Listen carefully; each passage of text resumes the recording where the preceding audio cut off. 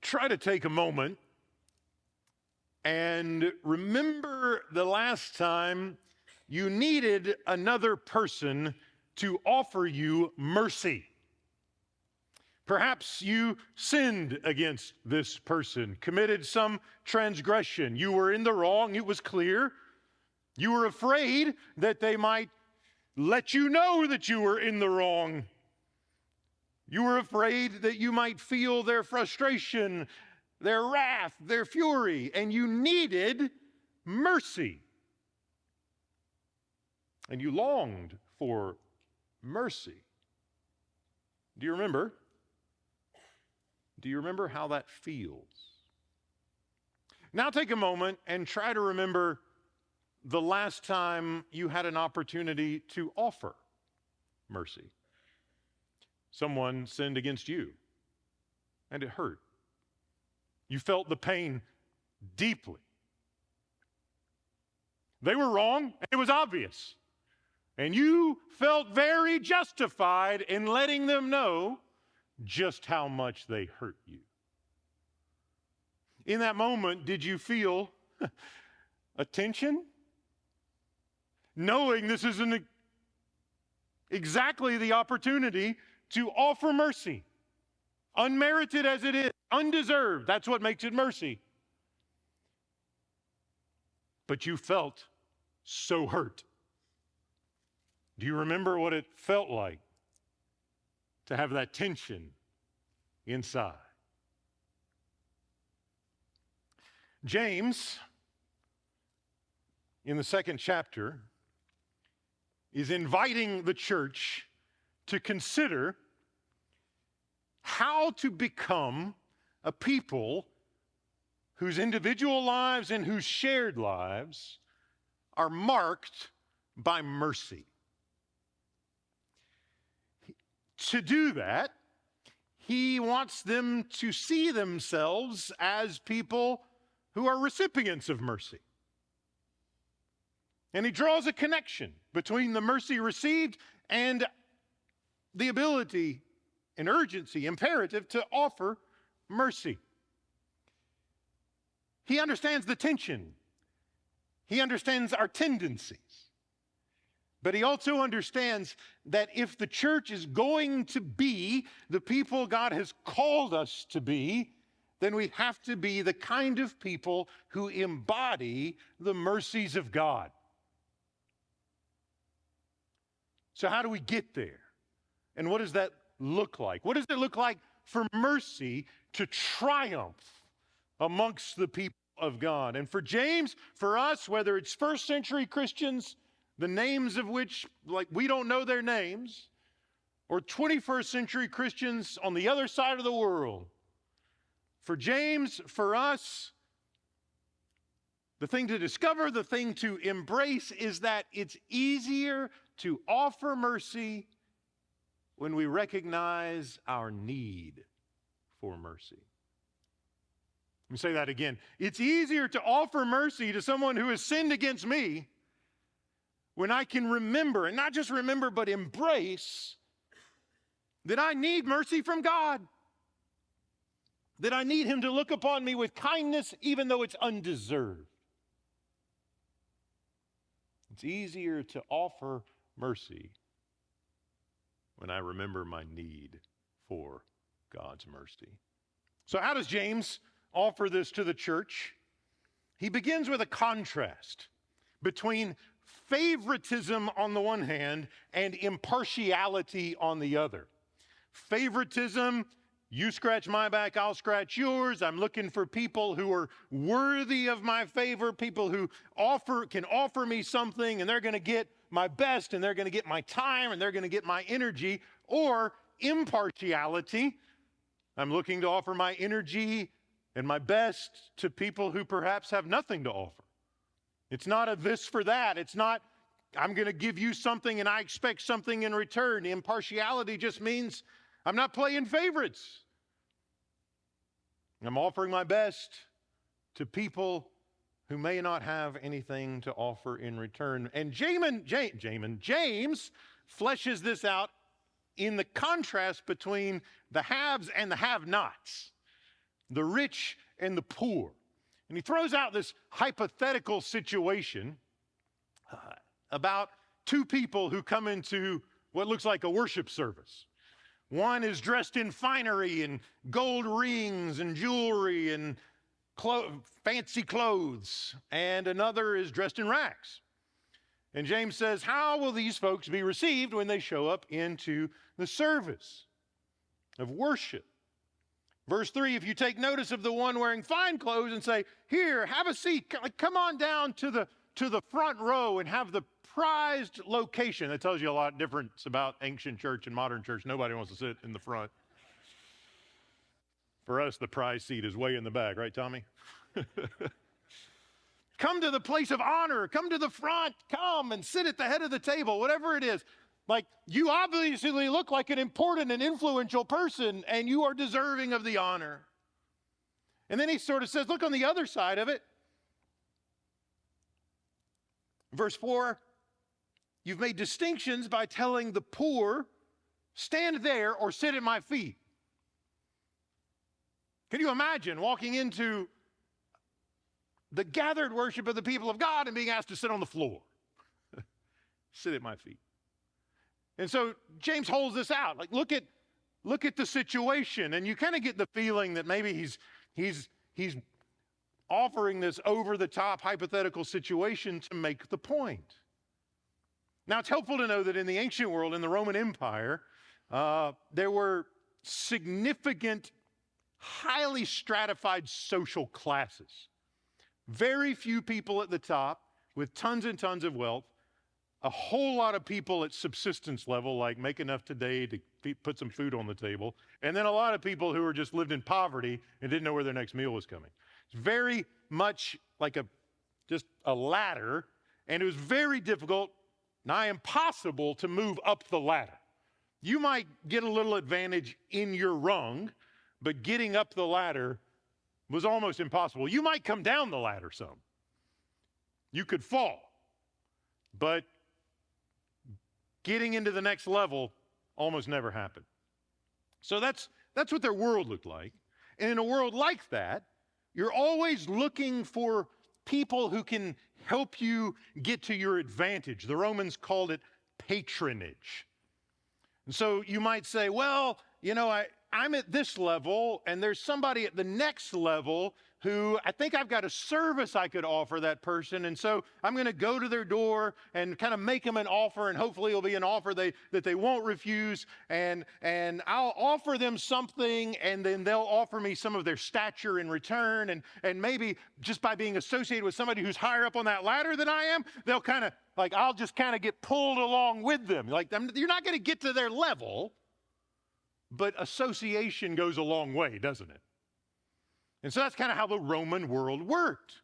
And so you can imagine if that's the broad cultural thing, where people are constantly looking for a this for that, you scratch my back, I'll scratch yours, I've got something to offer you, what can you offer me? That you can imagine how easily a cultural expectation could condition the gathering of the church, such that when someone who obviously has something to offer shows up, they get pride of place. And when someone who clearly has nothing to offer shows up, well, just stand over there. And James says when you do that, like, you're creating these distinctions. You're treating people who God has made in his image as worthless.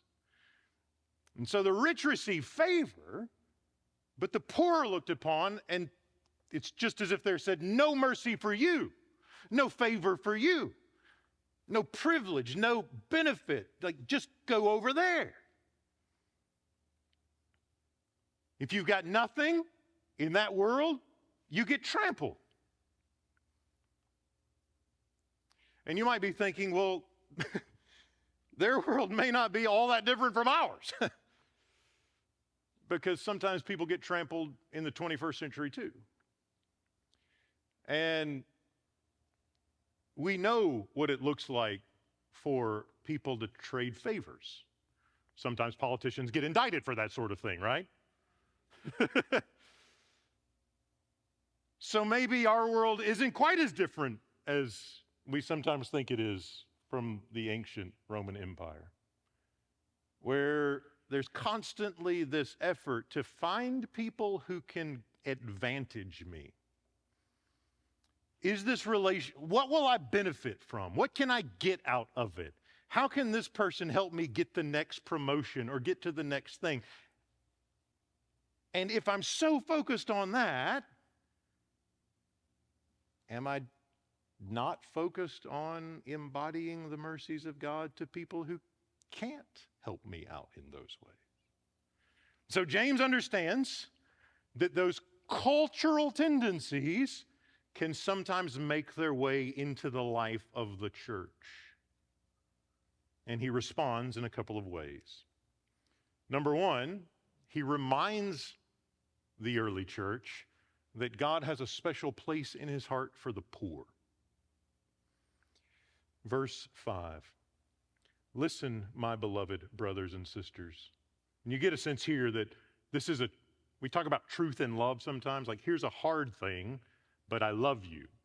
I'm doing the hard thing because I love you. And you hear James saying, look, hard conversation, but you are my beloved brothers and sisters. Like I care about you and I want to see mercy triumph. But that means we've got to talk about when it doesn't. So verse 5, listen, my beloved brothers and sisters, has not God chosen the poor in the world to be rich in faith and to be heirs of the kingdom that he has promised to those who love him? And what's he getting at there? He's talking about the reality that when we have a lot of resources, it's easy to trust in our own resources than to trust Jesus. If we have a lot of ingenuity, it's easy to trust in our own intellectual prowess. When we have a good network, it's easy to trust in our network. When we are problem solvers, we can go to the board and try to figure out the solution when what we ought to do is come to the altar and ask the Lord for help. And James is reminding us that the reality is there are folks who have nothing except trust in the Lord, and that God in his wisdom has decided to advance his kingdom through them. And you see this throughout the narrative of Scripture, don't you? I mean, go all the way back to Abraham. Now, Abraham had a lot of resources. He was a wealthy man. But he didn't have anyone to pass all of it on to. And in the ancient world, if you didn't have a son, like when you die, there's no one to carry on your name, you're lost to history. Reputation, renown, any of it. If you don't have a son, like this person is the son of this person, you might as well have never been alive. And so Abraham is lacking, and he doesn't have anyone to make sure he's remembered. He doesn't have anyone to carry on his legacy, and he's sorrowful for this, and his heart is grieved. And even though he's got a household and resources, he has a situation where it will all be lost, and there's nothing he can do about it. Not a thing. And what does God do? God says, well, I think I'm going to pick someone who's helpless. Helpless to save himself, helpless to solve his problem, and I'm going to use his family to save the world. God picks incapable people. God picks people who are lacking. Why? So that his glory and his power and his love and his mercy might be amplified in his works. Abraham's family, given to him as a gift from God, grows. They go down into Egypt seeking relief from a famine. Over the years, they become slaves there. Forced to work, grueling conditions, living in poverty, day after day after day. God rescues them from oppression and brings them out. And he says to them, yesterday you had nothing, You were slaves. You weren't a people. You didn't have a constitution. You didn't have a society. You were just forced under oppressive labor week in, week out. You had no power. You had no resources. You had nothing. Now you belong to me. You were not a people. Now you're my people. You had nothing. Now you have my covenant. You were far from me. Now my presence will dwell in your midst. Did they have, could they say, well, look how swell we are. Look what we offered to God. They have nothing to offer him. Everything he offers is mercy. If he picked Pharaoh to try to save the world or to save the world through, then you might say, well, look, he's powerful. He has resources. He has wealth. He has people at his disposal. He has armies. Where is God in this? So God picks people who have nothing so that his power can be magnified, so that we don't get distracted. Souls. Fast forward to the New Testament. One of the reasons that Jesus was opposed is because he picked the wrong kind of people to hang out with. He picked day laborers and sinners. And the connected people in Jerusalem didn't like it. Because if you think you're the Messiah, obviously you should spend time with the connected people, right? And so again and again and again, God chooses the poor for the advance of his kingdom. And so James says, remember that. When that person in rags shows up in your worship service, God chooses this one for the advance of his kingdom.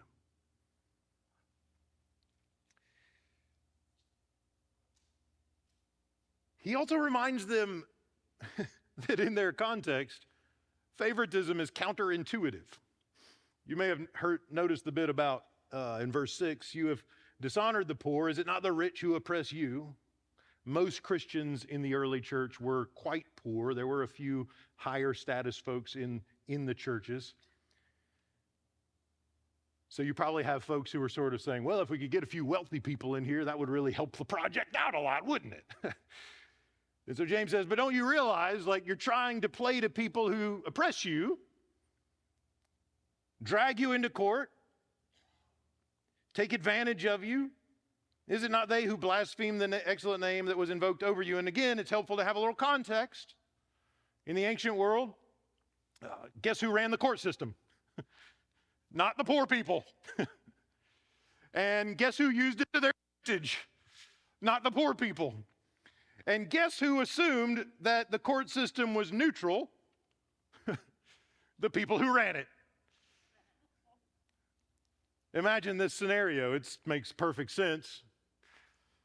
You're a magistrate or a judge of some sort, and a rich man and a poor man come in, and there's a legal conflict. Obviously, the rich guy has all he needs, and he doesn't need anything else. He lives in comfort. He wouldn't take advantage of this poor guy. He doesn't need anything. The poor person, on the other hand, well, they have needs all over the place, and surely they would use the system to their advantage. So the courts assumed that the wealthy in the ancient world didn't really have a motivation for getting involved in the courts because they have what they need. And you're probably thinking, how short-sighted can you possibly be? Because we all know that plenty of people with plenty of resources use systems to take advantage to gain off people who don't have the advantages, who don't know how the system works, who don't have the resources, who don't have the network, who don't have the reputation. Served a church one time in a rural part of Alabama in Bullitt County for 3 years. And when our family moved to Bullitt County, unemployment was at 19%. Tremendous poverty. And the church was in ministry with the poor consistently, regularly. There was one family in particularly, a grandmother, 2 daughters, and several grandchildren who lived in a house together and had the opportunity to be in that home a number of times, and it was like disrepair is an understatement. And they came to me one time and said that one of the daughters had been cooking in the home, and a big chunk of the kitchen ceiling just without warning fell on her head. And they didn't know what to do because they couldn't get it fixed. The landlord lived in Georgia. They'd never seen him. Some guy would show up once a month, demand the rent, and if they didn't pay up, he'd just would threaten to throw their stuff on the curb. And I began to realize there's a guy who lives in another state who won't fix the house and is threatening to just kick people out illegally on the assumption that they won't have anyone to help them. And in most cases, didn't. In this instance, there were some attorneys in the church who were altogether happy to write a letter to the landlord, letting them know that we'll send you the receipts instead of the rent. And it was a lovely opportunity to see the church come along and become an advocate. People who have plenty offering their time to make sure that those who didn't were treated fairly. It was an eye-opening experience to see how the poor could just be taken advantage of with almost no recourse in most instances. And a lovely opportunity to see how the church can step in. And many of you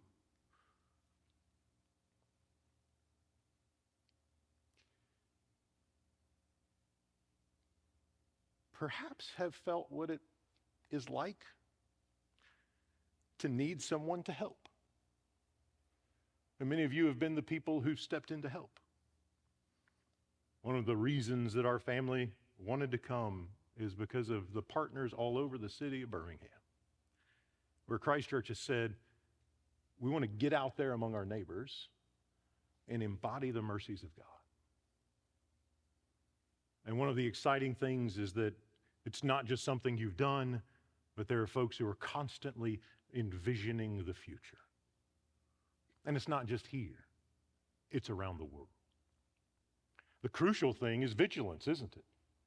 Like, how do we continue to cultivate a shared life where people don't just get run over and nobody cares? What does it look like to be the people of God who care for and stand up for and advocate for and minister to the folks who easily get run over? James wants the church in the first century to be that kind of place. He wants the church in the 21st century to be that kind of church. So he calls upon the people of God to discover again our need for mercy. That's part of the strategy in the text, isn't it? You see how the poor are treated. You see how those who have nothing are just discarded. Isn't it crucial to remember that all of us, regardless of where we are in life, stand as those who need the mercy of God? And so that's this whole passage about committing this sin and that sin implies and reminds us that we stand before God as transgressors in need of his mercy. Hear the text again.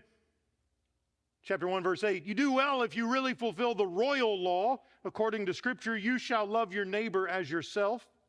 Quoting his brother, Jesus, James is. He says, but if you show partiality, you commit sin. Now that's striking, because we talk about sin sometimes, don't we? But usually it's the big ones that get our attention. And he's going to get to those: murder, adultery, things like that. When was the last time anyone confessed the sin of partiality?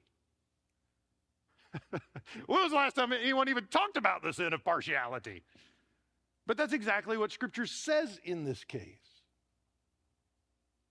Like, if my only attention is those who if I can get something from you to my benefit, you get my time. If not, James says, that's a sin. He's a name it and claim it kind of guy in that way. He'll name the sin. This is what it is. This is reality. And I think he gets that it's easy to just ignore this sort of thing or rationalize it away.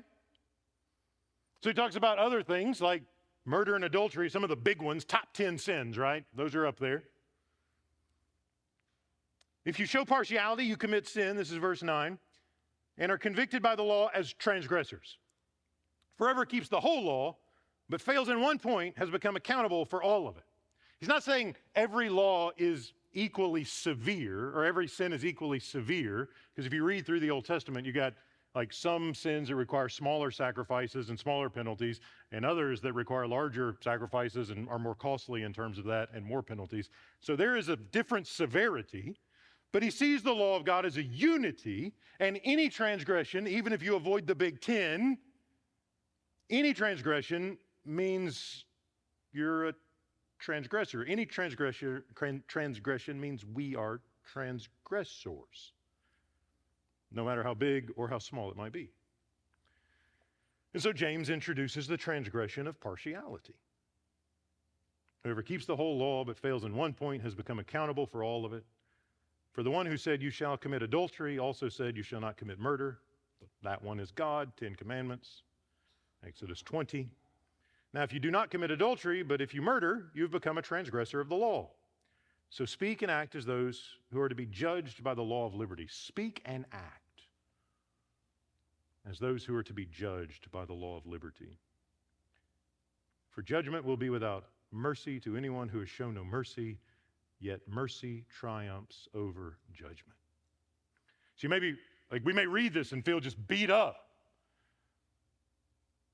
I mean, we can make ourselves feel like we can frame the 10 Commandments in our living room and feel really good about ourselves because we keep them, like those are honestly pretty easy.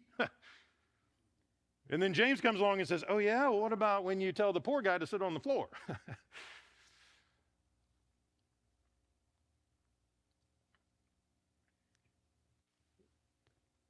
And his purpose is to invite his recipients, the people who are going to read this, to remember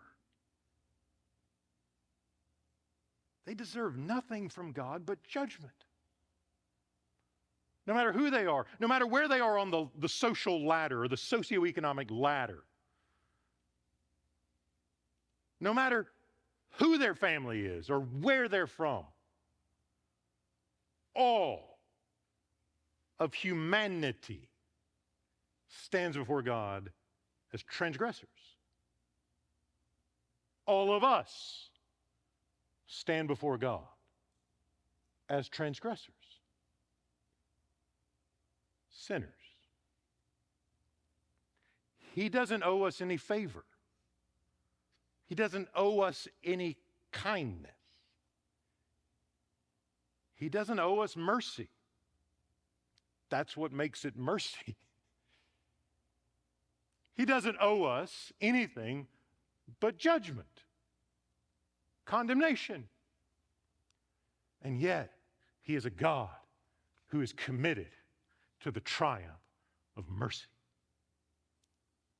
And the triumph of mercy is embodied in Jesus. When Jesus came, was born, lived and walked among us, wept alongside us, cared for us, fed us, healed us, and then allowed himself to be given up for us, even though we had sinned against him.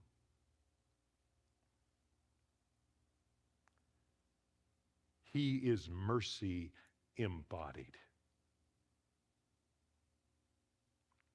He is the unblemished Lamb. He is the one who committed no transgression himself. He's the one who committed no sin. He is the one who is pure in every way. He is the one who has never stumbled or rebelled. He's the only one who deserves anything and everything. He's the only one who deserves glory and honor and prime of place. He is the one who is preeminent in all things. And yet the one who is rightly enthroned above the cosmos, the one who is preeminent in all things, has lowered himself and offered himself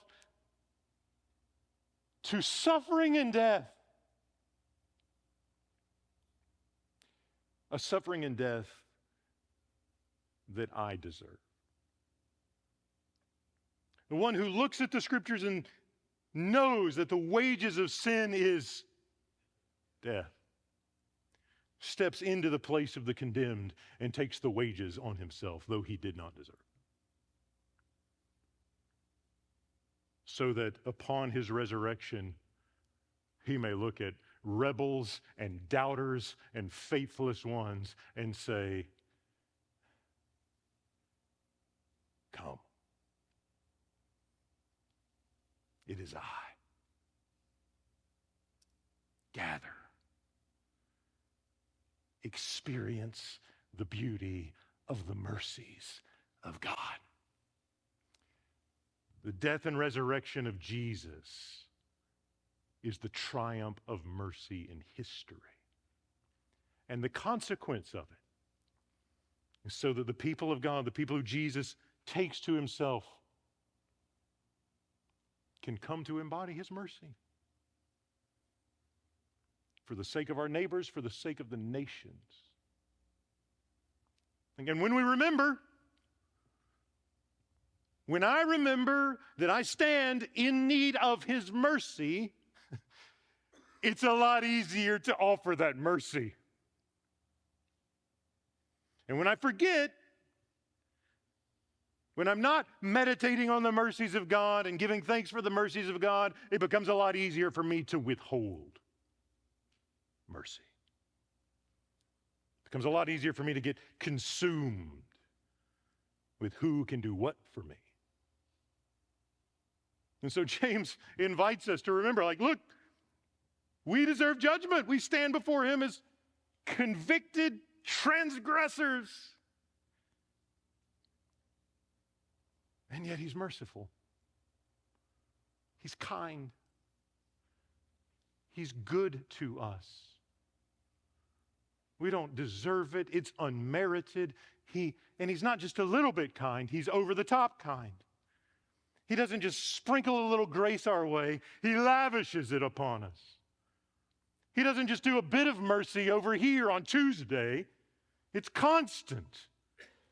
Mercy upon mercies poured out from God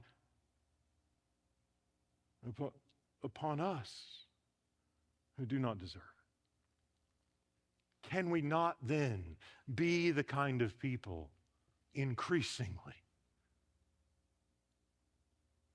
who embody the mercies of God? As we recognize our need, our consistent need for divine mercy, we will become the kind of people through whom mercy flows. And the result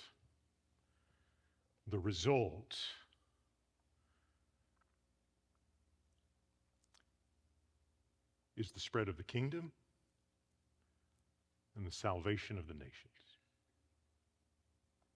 So what does that look like in our lives? It looks like cultivating practices that draw people to Jesus. A year or two ago, I had a book recommended to me by a colleague at a seminary. The title of the book is Bless, written by a couple of guys, they're brothers, John and Dave Ferguson. Some of you may have read it. It's kind of a book on evangelism, but it's a book on evangelism that has integrity. Not kind of a salesmanship thing. It's not just a presentation. It's relationally strong, and it's oriented at cultivating practices that help people get drawn to Jesus. As I was reading through James and thinking about this embodied mercy, I found my thoughts go to the practices that are commended there. And the Fergusons invite us to start praying for who God wants you to offer this kind of mercy to. Like who Who can I bless? Who can I offer myself to for Jesus' sake and for their sake? Maybe it's somebody in the neighborhood. Maybe it's somebody at work. But here I am, and I'm going to spend some time today. Jesus, show me who and show me how. Open the door, create the space for a relationship of kindness and mercy and grace to emerge in this place. And then when they show up to talk, listen, maybe grab a bite to eat or a cup of coffee. You don't have to jump straight into the Jesus has a wonderful plan for your life. They'll think you're trying to sell something. Just be quiet. Let them talk more. That's what these guys commend. It's difficult sometimes, right? Sometimes we're talking and they're talking and we're trying to, like, somebody's got an objection and we're formulating our response and we've had our apologetics course and we're ready. Evangelism. Just be quiet, drink your coffee and listen. It builds credibility and it lets people know you actually care about them. And eventually, as you listen, you'll probably discover a need. A need that Jesus wants you to meet. Maybe it's a prayer. Maybe it's a meal. Maybe it's help over the weekend. Maybe it's a shoulder in a time of grief. And as that credibility and relational substance develops, there will be space to tell your story. Here's how Jesus met me when my heart was broken. He can meet you there too. And because you didn't come as a salesperson, but as a person who embodied mercy.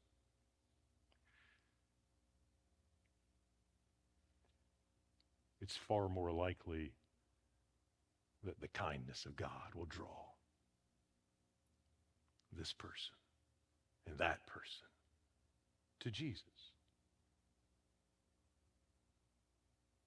So the question for us becomes, will we be people who see ourselves fundamentally as persons in need of mercy?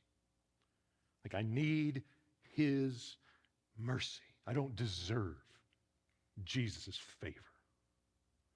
And then when I receive his mercy, can I become a conduit of it to the people around me? And if I can, with God's help, with the power of the Spirit at work in us, we will see the triumph of mercy. The only question is whether we want to be that kind of people, and increasingly so.